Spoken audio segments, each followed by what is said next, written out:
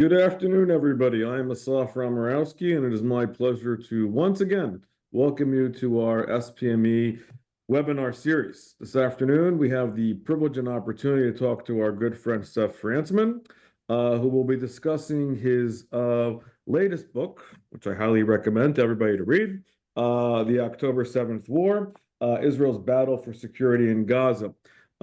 Seth is a prolific writer and researcher. He's been a longtime journalist and an investigative reporter, and has been dealing with many of these issues in the region itself, and has been covering war zones for quite some time. And he has a lot to say on these issues, and a lot that we can learn from his observations and experience as we're trying to still dissect a year plus later the events of October 7th.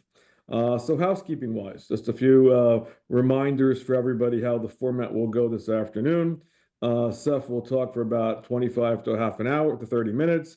Then we will go into Q&A. If you have questions, and please, we encourage you to ask as many as possible.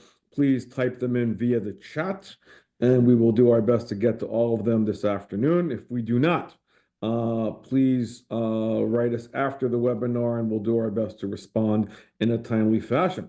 So really, without further ado, Seth, thank you for joining us, and the virtual floor is now yours.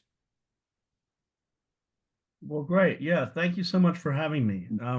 It's really an honor and a pleasure to be here. Not necessarily, I think, a pleasant topic to describe, but that's just the way things are, I think, in our part of the world, and I guess probably in terms of the trajectory that the world is going into in terms of, let's say, the last few decades, moving from one that was a world dominated after the Cold War by the U.S.-led, post-Cold War kind of New World Order, I guess it was, you could call it, after the Gulf War and things like that in the 1990s.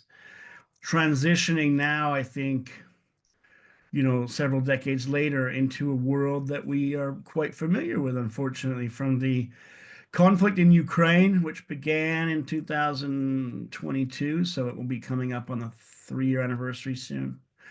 And other conflicts that we have seen, or chaotic experiences, I think we've all seen, like the COVID crisis that took place beginning in 2020, and now in the Middle East, the rise of Iranian-backed militias, the way in which these militias have become, far more than what we would think of as a militia. They've become things that can threaten states. And I'm speaking to you now from Jerusalem, and it's the same day that Israel is discussing a potential ceasefire with Hezbollah, although actually the ceasefire will probably be between Israel and Lebanon, and Hezbollah will just be somehow a party to it that's not exactly signing off on it. But the point being that Hezbollah is an organization that rose in the last 2 decades to have something like 150,000 rockets and missiles.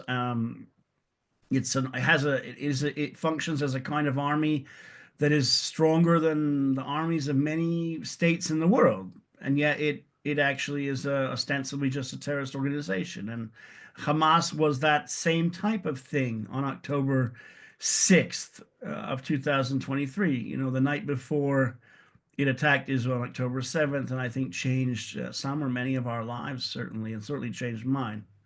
So I think that, that speaks to the way this world order in which the way things are going, because it's not an open secret that Hezbollah and Hamas are both backed by Iran.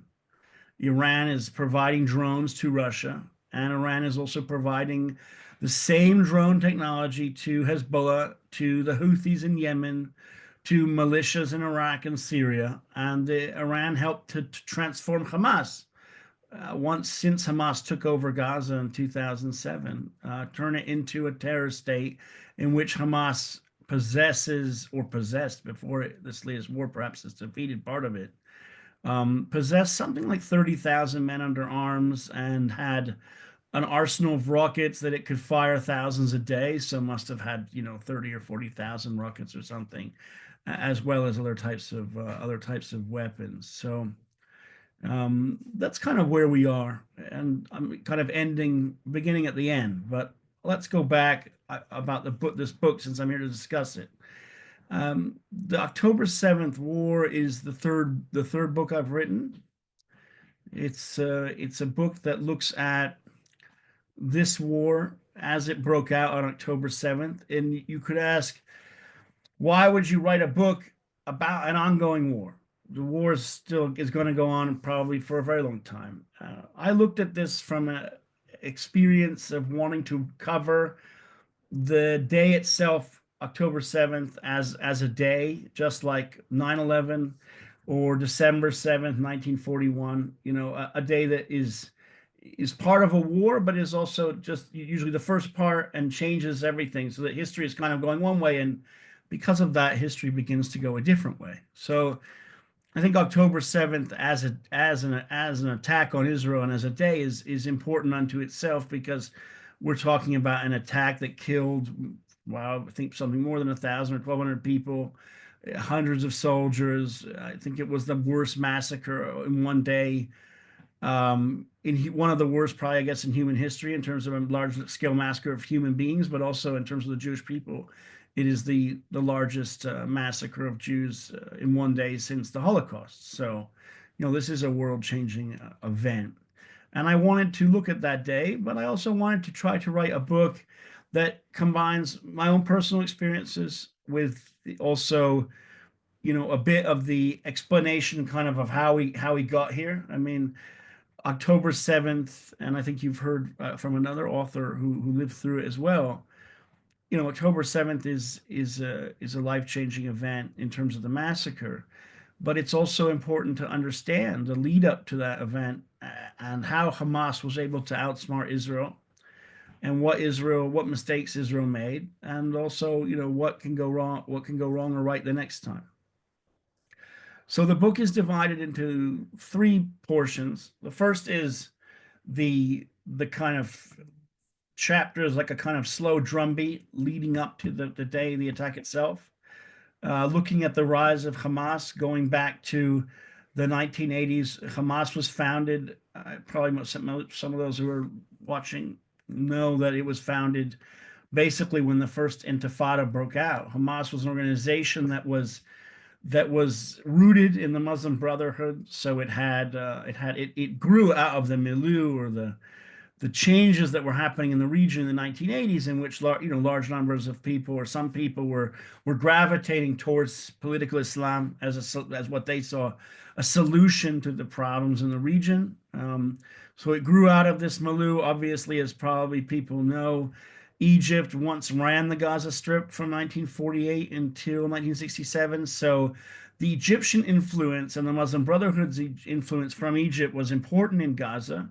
And the growth of Hamas was very much rooted in Gaza, as opposed to, of course, it exists in the West Bank as well. But I think it's worthwhile to understand that Hamas and Gaza are very closely entwined since that movement was created. And the leader of the October 7th attack and massacre, Yahya Sinwar, was born in Khan Yunis in Gaza. So he was very much rooted in an experience in Gaza as a young man, living there when Gaza would have been a place that was a combination between many people whose parents were refugees who had fled Israel in 1948, and they ended up in a number of refugee camps in Gaza that were established by UNRWA in 1948, 49, 50. And then the blend of them with the people that had lived in Gaza prior to that for a very long time. So that's the community that they would have grown up in. And I think, through some research of this book, I learned a little bit about that. I mean, I'd been to Gaza years ago. I was actually in Gaza in 2004 and 5 when I first moved to Israel. I actually attended a Shabbat dinner in Netzer Chazani, which was one of the Jewish communities that was in Gaza prior to the disengagement in that year in 2005. And that was one of those Jewish communities in what was called Gush Katif. It's interesting from just the way in which the war today is connected to some of what happened back then, geographically speaking. The area of Gush Katif, where many of the Jewish communities was near the water, near the beach. And it was accessed from a road that went from Kisafim in Israel. You would get on an armored bus, and you go along a little road, and you get to a place called Kfar Darom, which was a historic Jewish community there. I think that community actually existed prior to 48, and then it had returned after 67. But anyway, there was a little cul-de-sac there, and there was armored vehicles and armored bulldozers in those days. So you'd be on the bus, and then you get back on the road, and you drive kind of around Han Yunis, where I guess Sinwar was maybe living at the time, maybe in prison at the time, I guess. But anyway, where he had been born. And you get to these Jewish communities near the beach. And in Netzer Chazani at the time, the community had, a bunch of houses that were carved out of the sand, a bunch of greenhouses. And you go in, and there'd be concrete walls around the community to protect it from gunfire and sniper fire. And there'd be mortars that were fired at you when you were there. The kid the family we stayed with, there was a kid, and in his room, his bedroom, he had a collection of mortar shells that had been fired on the house. So that was the existence they lived in. And I was there in 2005. Obviously, Israel took out the Jews in Gaza in 2007. I was there the night that the disengagement happened. I went down there to the border. I was a student at the time, but I thought it was interesting to go. So we were at the border when people were taken out. And so I remembered very well the disengagement. And then I had the luck or bad luck, I guess, of getting into journalism and beginning. I was an academic at the time. I got a PhD around 2010, 11, but I was also I was getting into journalism, and I was also teaching at a Palestinian university in the West Bank at the time called Al-Quds University.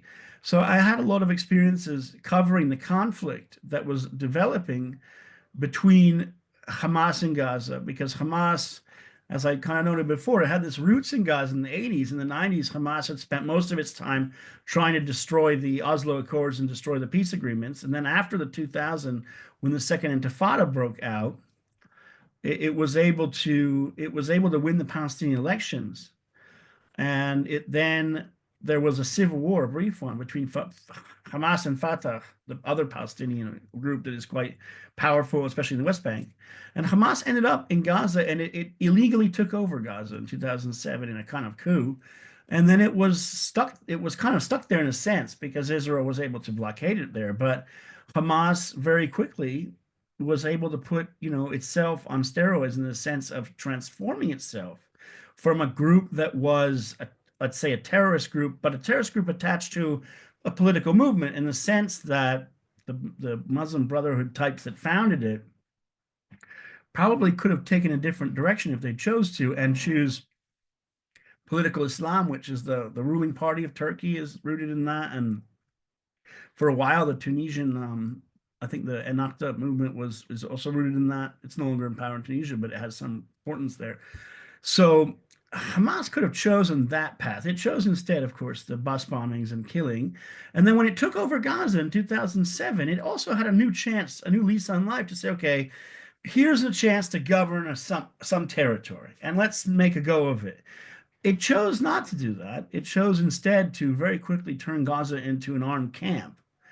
And within a very short period of time, it should be recalled, kind of backwards the way it worked, but Hamas had kidnapped Gilad Shalit in an attack on Israel in 2006, I think. And so it's interesting, if you look at the history here a bit, Hamas actually kidnapped Gilad Shalit prior to the coup in which it took over Gaza in 2007.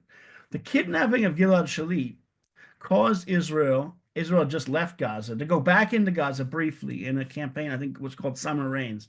And what's interesting is, if you look at how that all worked out, Hezbollah decided then to attack Israel in the north around that same period, 2006. And that caused a huge war with Hezbollah, which now is being kind of refought at this very time. Hamas then learned from that, okay, we've got Gilad Shalit, we'll take over Gaza illegally, and then we'll negotiate, I guess, the release of Shalit. And there was another war in 2009 against Hamas, which didn't free Shalit and didn't defeat Hamas. And then by, I think, 2011, Yahya Sinwar and around 1,000 Hamas activists were released in exchange for Shalit.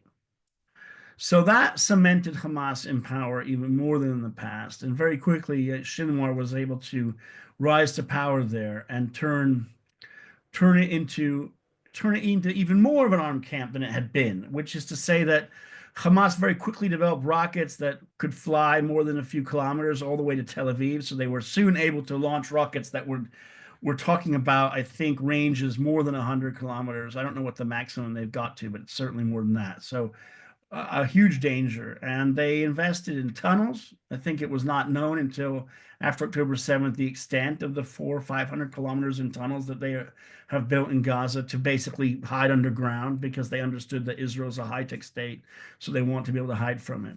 And that led to the road to October 7th. I think that when we look at this historically, Israel had spent the last decade or so prior to October 7th looking, well, first of all, wanting to manage the war in Gaza and focus resources on fighting Iran or even dealing with Hezbollah. So Israel was involved in a campaign against Iranian entrenchment in Syria. If you recall, there was the Syrian civil war from 2011 to 2000, kind of began to wind down a bit in 2018. Syria returned to the Golan area border, and then at that point, Iranian-backed militias in Iraq were able to flow weapons to Hezbollah. So that turned Hezbollah into a huge terrorist threat as well, and a terror army with about 150,000 rockets. And Israel was focused on dealing with that.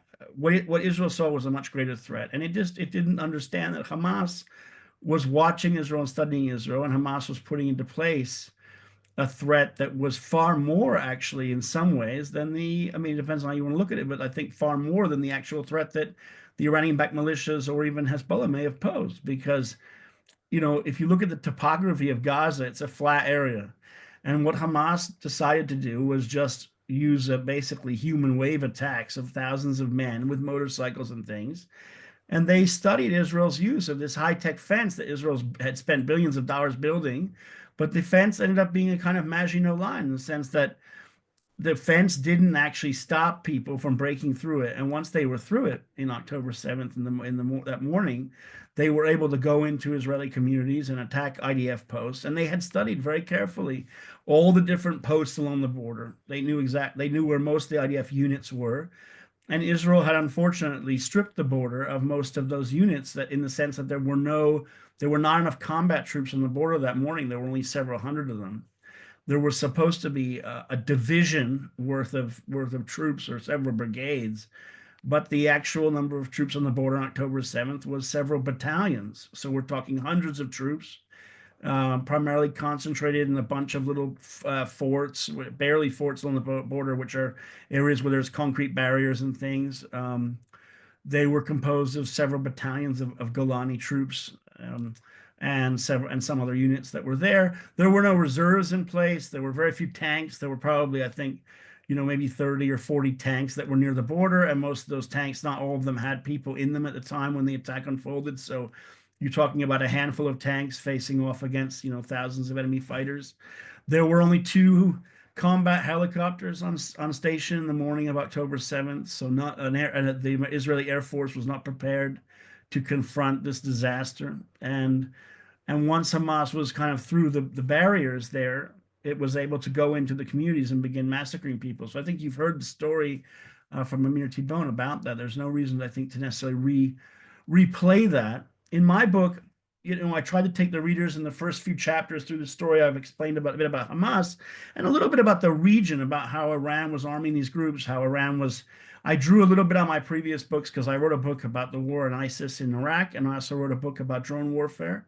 So I looked at how, Iran Iran and its proxies, like groups at backs like Hamas or Hezbollah, how they were using new technology like drones. They tried to figure out ways to use the drones to neutralize Israel's defenses, and they were quite successful. And they also studied Israel's use of artificial intelligence to figure out, apparently the Hamas guys realized that the way artificial intelligence works in terms of electro-optical military cameras is it looks for things that are suspicious and begins to track them.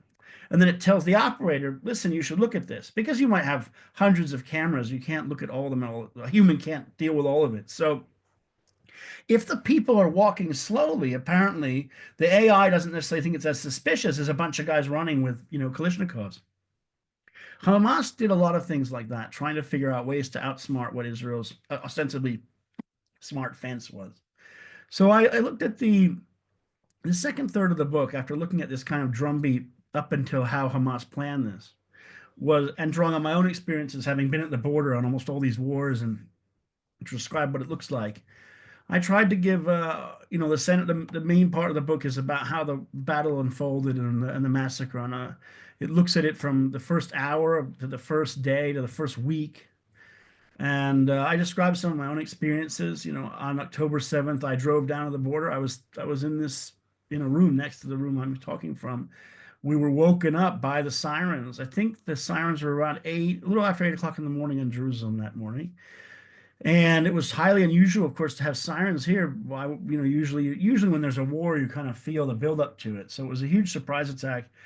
I drove down to the border of Gaza that morning on October 7th, or I got to a checkpoint near Sderot. I had a friend of mine named Dr. Eric Mando who was going into Sderot, and we thought we'd meet there. And he sent me pictures at the morning of a bunch of bodies on the street. We didn't realize at the time, of course, the terrorists were running amok inside Sderot in that city. So I pressed on and I went down to the border near a place called Zikim, or near Yad Mordechai. There's a road there that leads to the Erez crossing. And I remember that when we got there, it was strange. It felt like nothing was really happening. There was police, but it didn't feel like this huge war. There were lots of ambulances going back and forth. So there was a sense that there was bad things happening. But the sense of catastrophe wasn't there. I only thought it was bad news when I saw a car that was lodged against the median in the road, and there was a sack next to the car. And as I got closer, the sack was, in fact, a dead body that someone had covered the body. And I realized then that there were so many dead bodies piling up at that point that no one was bothering to move them if they were dead, because they were only moving the wounded that could be saved at that point. So that was a moment of clarity. And then the next day on October 8th, I went back to the border again with a friend of mine, and we drove around to an area near Zikim, closer to the beach. We heard that Israelis were being evacuated from the kibbutzim on the border, and we wanted to speak to them or get in to see what was happening. And we again encountered this post-apocalyptic type of scene as we drove down, because near the border, we were on a road that was kind of totally deserted except for a bunch of cars that had been shot up. And we got to this van not far on the road to Zikim Beach. And the van was still running, and the van had these black plates, which are military IDF plates. And there was no one in the van, and the doors were open. And it was this totally spooky experience of like, where are the soldiers that are supposed to be in this van? Why is the van here? Why is it still running? And at that point, I think we looked down the road and we saw several more dead bodies. It looked like, I guess, they were terrorists that had been hit by some sort of a missile, because the bodies were very charred. And we looked to our left, and behind a fence inside the kibbutz Zikim, there was a soldier hiding, but looking at us from behind an obstacle with his rifle, looking at us like, well, what are you doing here? And we were thinking, well, what are you doing there?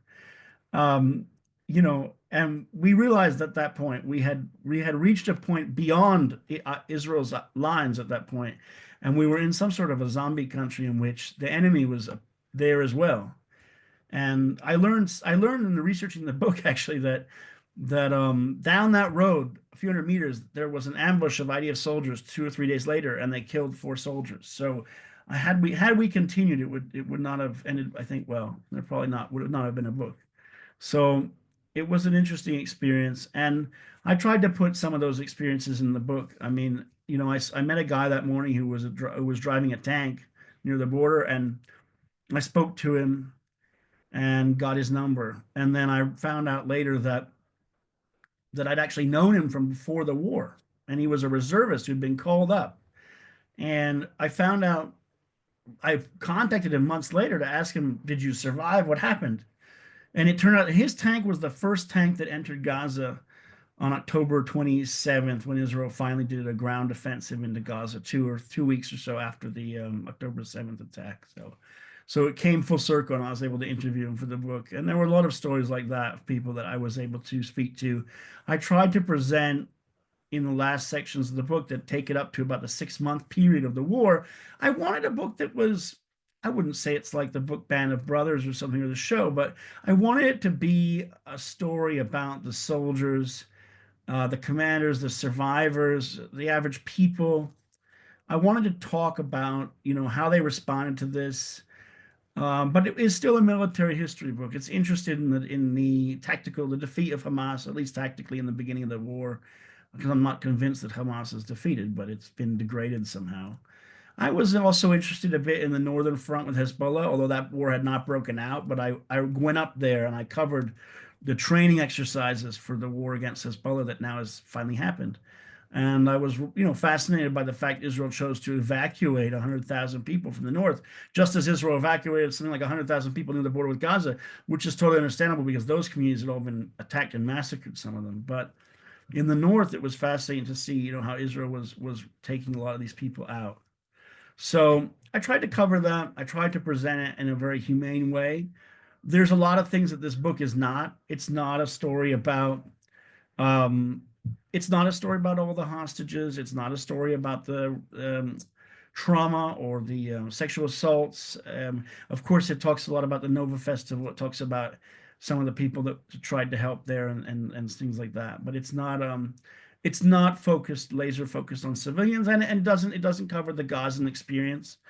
People should write about that experience, but I felt that I don't know. I was not on that other side in Gaza. I spent most of my time that I spent in Gaza was with the IDF. So I wanted to explain what they were looking at, and I did not try to tell the other side of that story. And someone else will do that, which is fine. There'll be lots of books written about this. I think there's been already in Israel something like 80 or 130 books written on this conflict. So there is not going to be a shortage, I don't think, of different ways to take away from this war.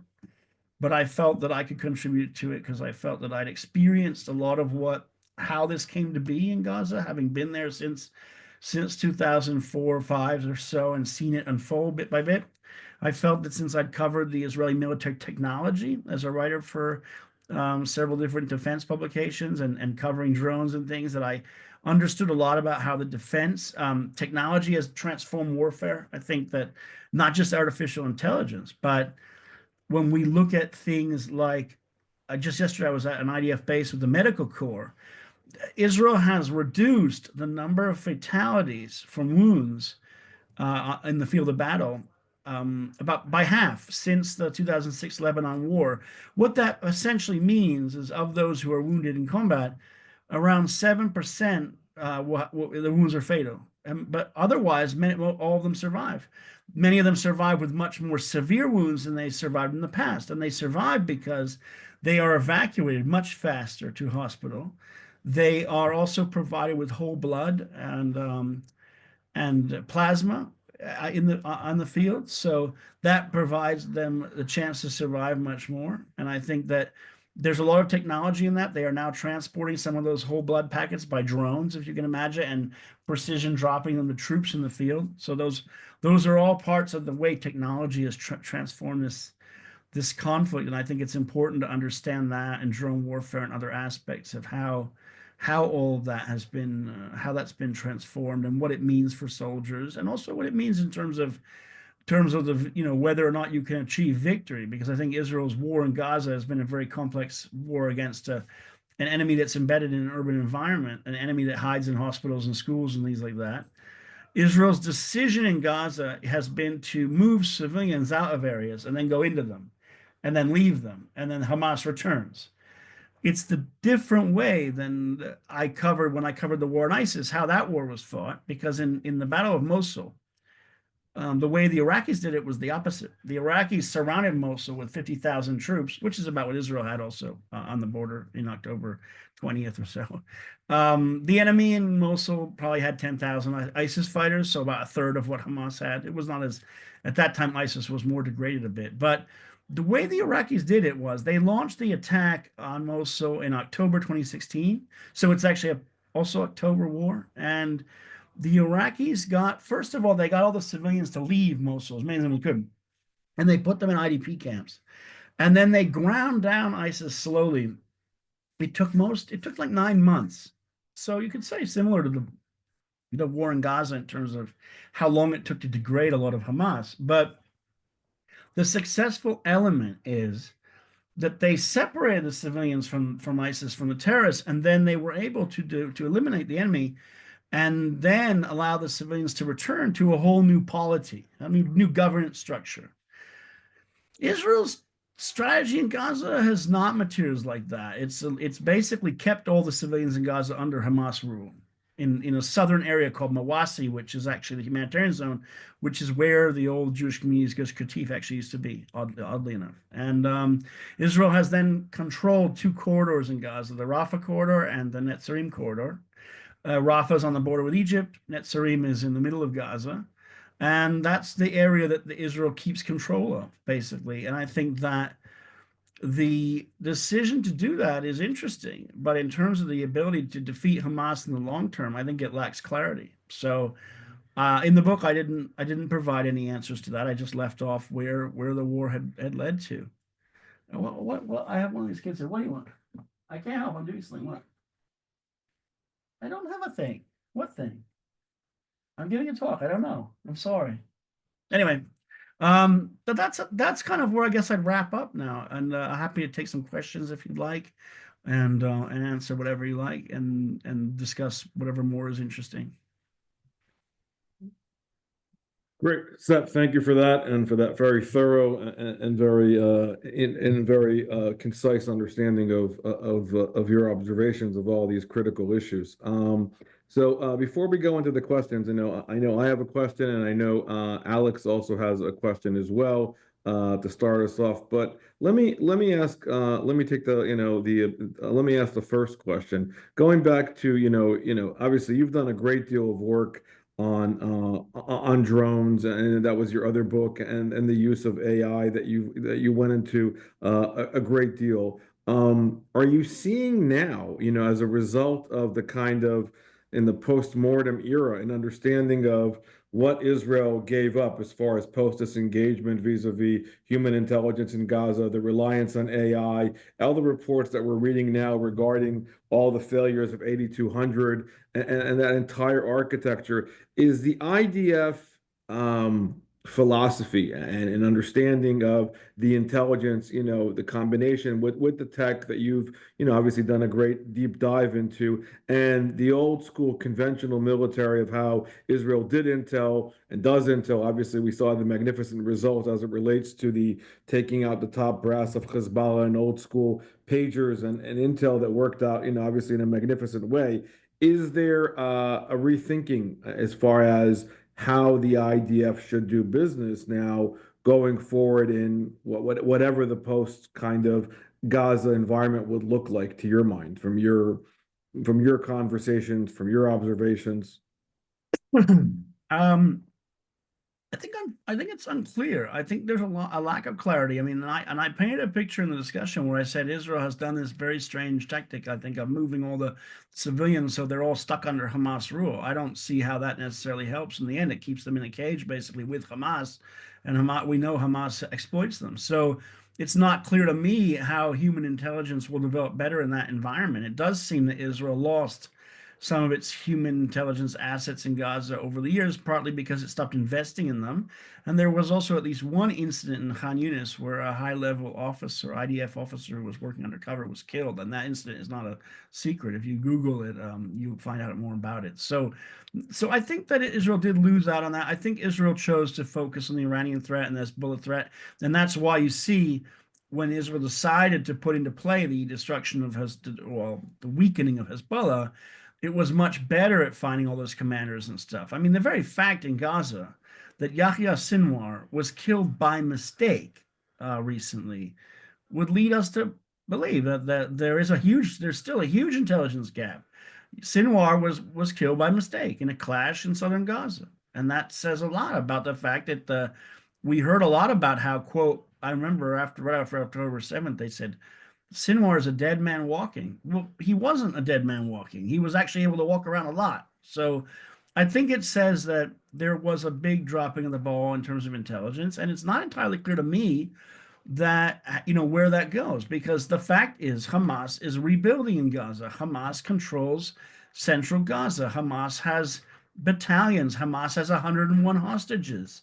And I would seem to me that if you wanted to operationalize all that intelligence, you would use that to free the hostages by force. I think that the Israel that existed in the time of Ben Gurion or Menachem Begin, or probably Arik Sharon, would not have allowed 101 hostages to be held in Gaza, including female IDF observers kidnapped from IDF bases. I think the whole nature of that whole story is that Israel has not prioritized a lot of these aspects and has not decided whether or not it wants to even just completely destroy Hamas.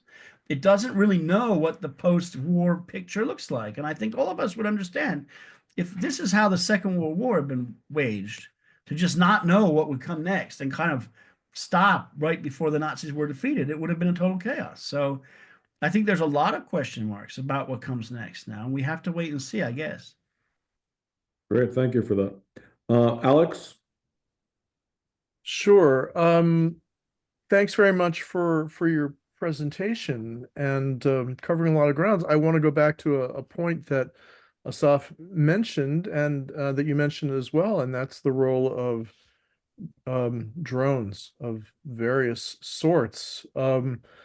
This war on both the Northern Front and the Gaza front, and before it, the Ukraine war, have been, in a sense, what used to be called a revolution in military affairs, with drones for offense, for defense, for surveillance. And I was wondering whether you have comments about how this has changed the local style of warfare and the thinking at you're very well tapped into Israel defense circles and what their thinking is about the employment of these vehicles, not least of all defending against them that are because they're coming from great distances all over the place. Right, so there's two parts to that. I think there's the way in which drones have kind of become grown to be used by Western militaries like Israel. So you have a lot of these large drones that were used, or Israel invented some of these types of drones back in the 80s to do real-time surveillance. And then they grew into things like the Predator and Reaper that the US uses, and various drones that Israel was selling, like the Hermes and Herons and others. So these are drones that kind of, in a way, can replace some manned aircraft and do lots of missions that people consider dull and dirty and boring for basically people to do them, and you don't lose pilots therefore. So there's all that type of stuff. I don't think we're there yet in terms of them actually replacing manned aircraft, because the drones are kind of slow. They're kind of like a ME-109 Messerschmitt or a World War II era planes. I mean, they're propeller planes, most of them, so they can be shot down pretty easily. And the West has not created a way in which they will get to the next generation yet with those. That will happen eventually. But the big revolution, I think, in drones is what you see on the ground, like the fact that units, platoons or battalion level units, are having access to their own drones and therefore real-time intelligence in terms of what's in front of them.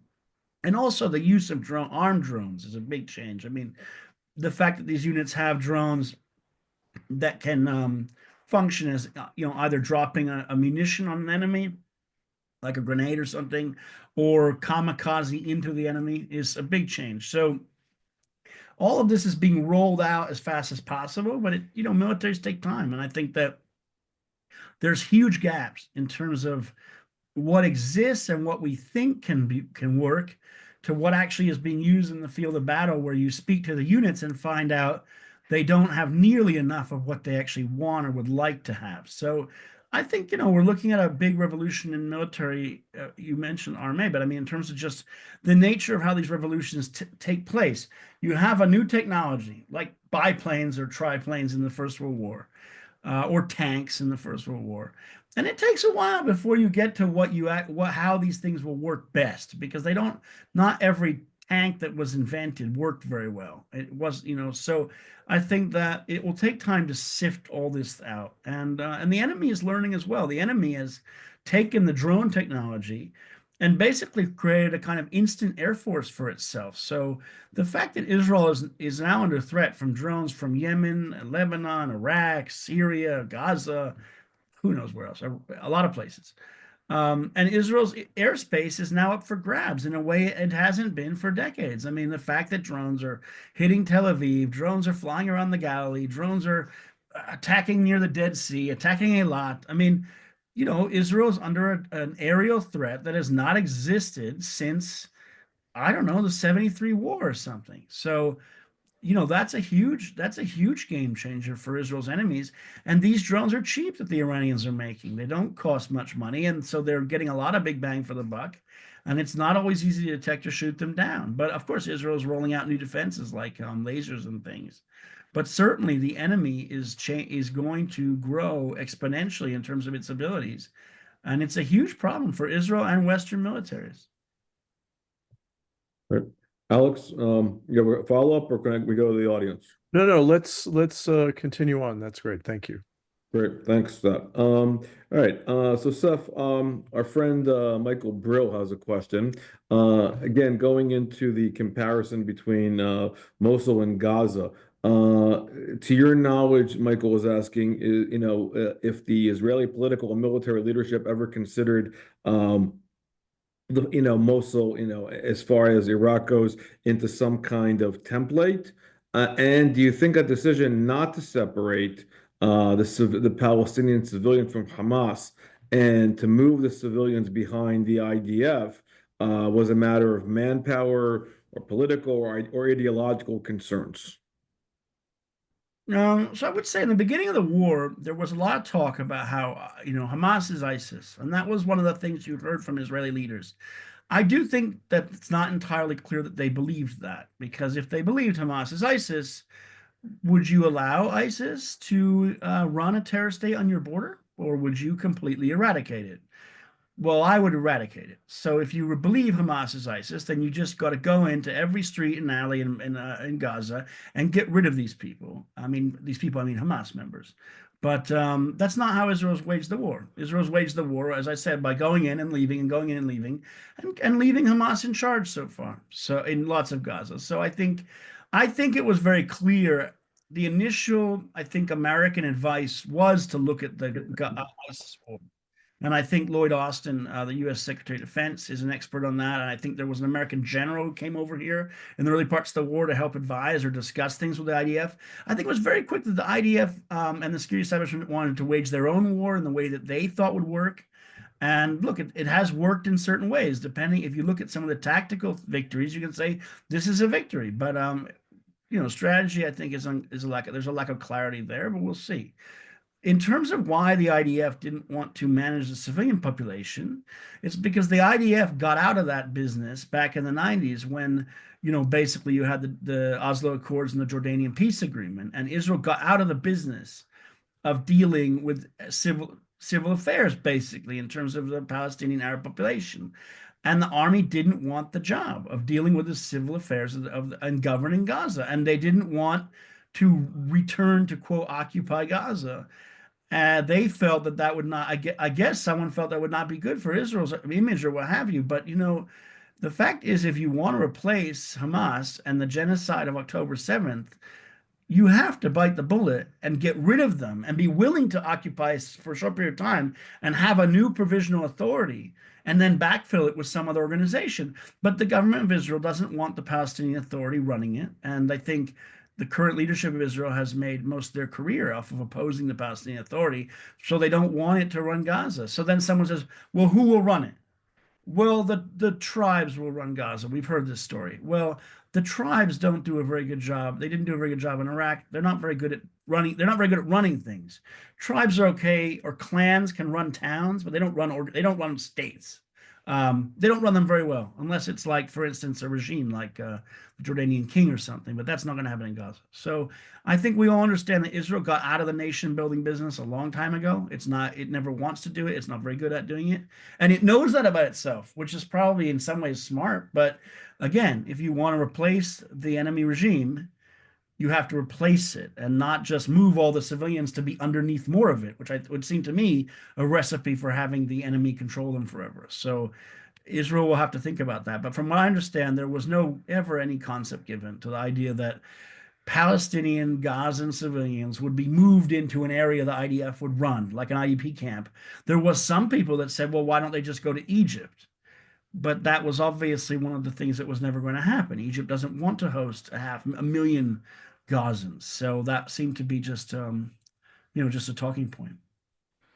Great, thank you for that. So to follow up on that, I'm going to try to combine a few questions here together. There are a bunch of comments that were made but by some of the audience, really about, there's been, like, obviously, what Andrew Kurt here is saying, this kind of ambivalent strategy to the rest of the world is what is actually going on the ground.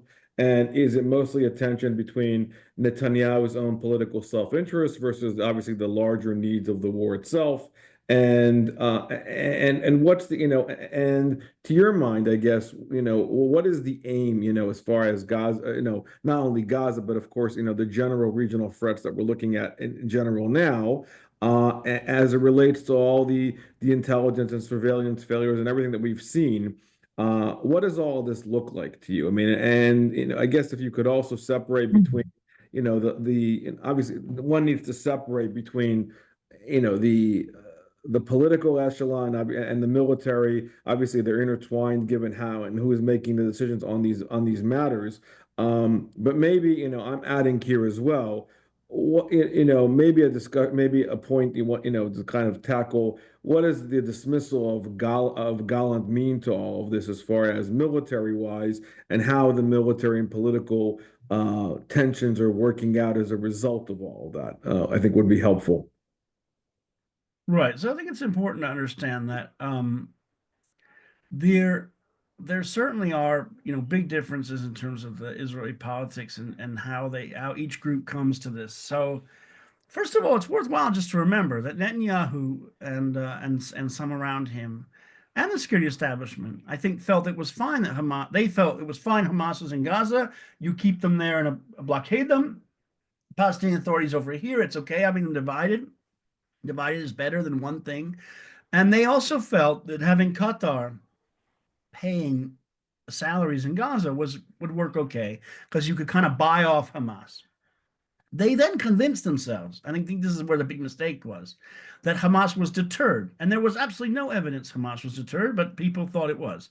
And in the May 2021 10-day war, Israel convinced itself that it had defeated Hamas and set back its metro system and stuff. And there was no real evidence that happened. But I think Qatar was feeding Israel a lot of stories from Hamas, that Hamas was saying, yeah, we're deterred. We're just a bunch of nice bunny rabbits in Gaza now. Just ignore us or whatever. So, Israel was lured into a false sense of security, but things like that happen. I mean, the Tet Offensive happened.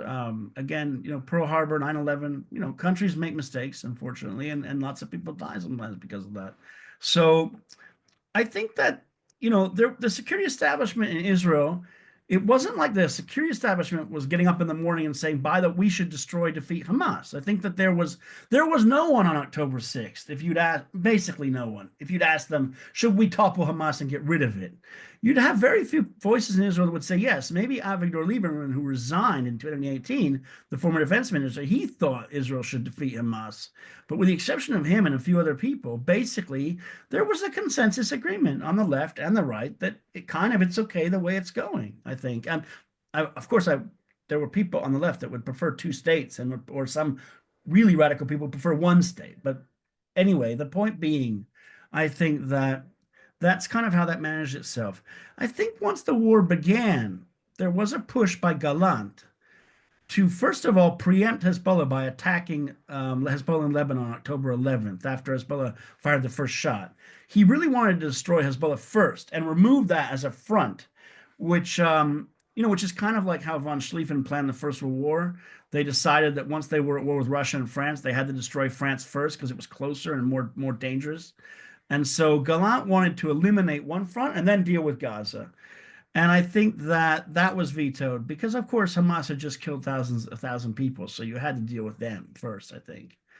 And Netanyahu, I think his problematic track record of wanting to manage the conflict and not coming out with a big, bold strategy of what comes next. I think he preferred this kind of tactical war that is being fought. I mean, he doesn't have a track record of decisive victories and bold steps. So he prefers that caution. And I think the security establishment may not agree with him in some ways, because you've heard the IDF chief of staff, Herzl Levy, says that the war in Gaza is a Sisyphean task of conquering an area, leaving, conquering again.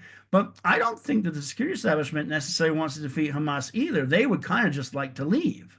So that leaves a big gap, I think, in terms of there is not a clear voice for saying, listen, when an enemy kills 1,000 of your people, you have to get justice and get rid of that enemy. You cannot leave soldiers in Gaza for years and years and civilians hostage. And I think there is a difference in the political establishment there, because there, the security establishment and the protesters in Israel would all supported a hostage deal. They believe you should do the deal, get some of the living hostages back, and then see what happens next with Hamas. So that's kind of where things are, and it lacks a lot of clarity in terms of the final what happens next, I think. So, but there are definitely big political disputes, but there are certain, I think, consensus aspects here, which is that there does seem to be an inertia against totally destroying Hamas, even though you hear stories about decisive victory and things like that. Great, thank you for that. And that strategy, of course, goes back to your early point about going back to the mowing the grass policy, which, got Israel into this whole mess altogether. So obviously there's a question about what decisive victory actually looks like, which is obviously a question that all of us, talk, discuss about, and try to figure out, what Israel is doing in that regard. Alex, I know I'm going to go back to you. You had another question? Sure. I guess I guess I'll ask the same question that I asked Amir Tibon, and that's your assessment about the prospects for first Arab-Israeli reconciliation and more specifically Israeli-Palestinian reconciliation, where these are two different things, and where does it stand, and when, if ever, might something happen? Look, it's always possible to be optimistic. I mean, as I said, as someone I taught at a Palestinian university, I mean, I'm willing to be optimistic a bit that the incoming U.S. administration, because even though it's right wing and Trump, but actually it's willing to test out new things, that somehow that could lead to what people talk about another stage of the Abraham Accords, like a Saudi-Israel deal, and it could even lead to some sort of peace in Gaza or bringing the hostages back. I'm willing to entertain those optimistic prospects. I would say that Israel-Palestinian reconciliation, I cannot imagine how that's possible, because this is not October 7th. It's about the Second Intifada. The Second Intifada destroyed hopes of peace and killing of hundreds of Israelis and the building of the separation fence, or security barrier, whatever you want to call it. That was the end. I mean, I spoke to people in Sderot, and a man who said in the 60s and 70s, he used to ride his bike into Gaza City and buy food and go to the beach and ride back through Gaza City and buy food for his family. I mean, he's a Jewish guy. When you look at October 7th, you see Shani Luke's dead body being paraded through the streets and spat on. I mean, can you imagine the time when people felt they could just go buy falafel or pitot in Gaza City? Jewish people felt secure there, Israelis. I mean, so I just think things have come so far since the Second Intifada, and then October 7th is just a whole other nail in the coffin of the horrors. How can anyone, look at those areas again and think of peace? I mean, when you've seen, what was done, I think that it's very difficult, if not impossible, for anyone to do that. So I don't see how Israelis who grew up now and saw these images, and have many of these Israelis, by the way, have been through an unprecedented year of war. 300,000 men and women called up for reserve duty. They've never had this long a war ever in history. I just think, when you look at generations of trauma now in Israel, this generation, the one that suffered through the Second Intifada, you're talking 40 years or 50 years of people that now have no possible interest in reconciliation. I can't speak for the Arab side, what the Palestinian side, I can't imagine they would like reconciliation. They accuse Israel, or some of them accuse Israel of genocide. So how could they want to reconcile with people they think are just absolute monsters? I mean, in terms of Arab-Israeli connections, the Abraham Accords created a brief window of, I think, positivism for the Arab world and Israel, and vice versa, maybe a little bit. But I think the October 7th war has harmed a lot of that. And that doesn't mean that you can't have, state to state peace. But the idea of a warm peace, I would seem to me, extremely far off, that people are going to be waking up in the Arab world and looking positively on Israel or vice versa. I find it difficult to believe. I mean, again, I'm willing to be optimistic, but just seems very difficult. Great, thank you. Unfortunately, Seth, our time is coming to an end, and so I wanna take the opportunity again to thank you for taking the time. I know based on your kids coming in that it is bedtime in your house, so I appreciate that. And obviously, I want to thank Alex as always for joining me, and above all, the audience for joining us this afternoon to talk about these issues, which are critical and important as we're all trying to understand and grapple with the reality post 10/7 and understand the mistakes pre 10/7. So we thank you for that, and thank you for all your hard work. Hopefully, you can come back and talk to us again. As you continue to analyze and dissect it all for us.